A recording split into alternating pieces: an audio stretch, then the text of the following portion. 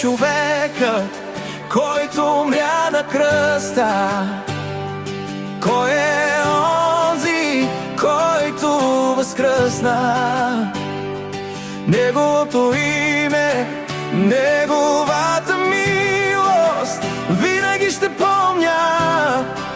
Почитам и обичам, обичан от един, мразен от друг, но в моето сърце не ще има друг. Фактът е един, въобще не е въпрос, че този човек е Исус Христос. Исус Христос не е просто цар, Той за нас хората е истински дар. Не ме е срам да кажа, че Той е мой спасител. Не е само Бог, Той е мой учител. Света ме напада, но Той е мой пазител. Безспорно Бога ме направи победител. Кой е човекът, който умря на кръста? Кой е онзи, който възкръсна?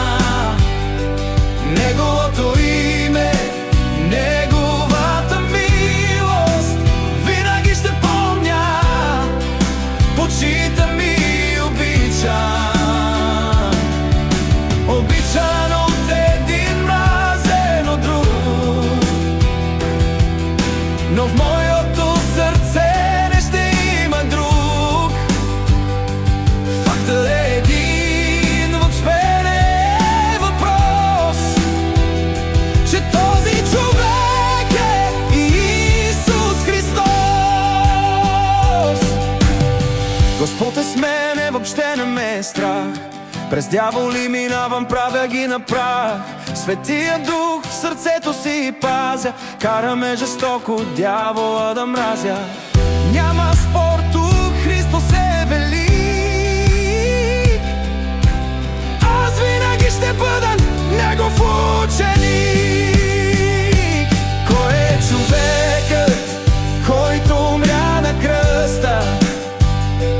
Кой е онзи, който възкръсна? Неговото име, неговата милост винаги ще помня. Почитам и обичам, обичан от един, мразен от друг, но в моето сърце не ще има друг. Фактът е един, въобще не е въпрос, че този човек е Исус Христос.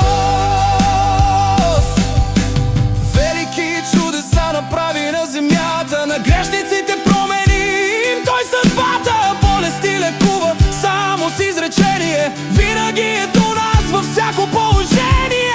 Не ме е страх от каквото е срещу мен, защото писано е, Богът е с мен.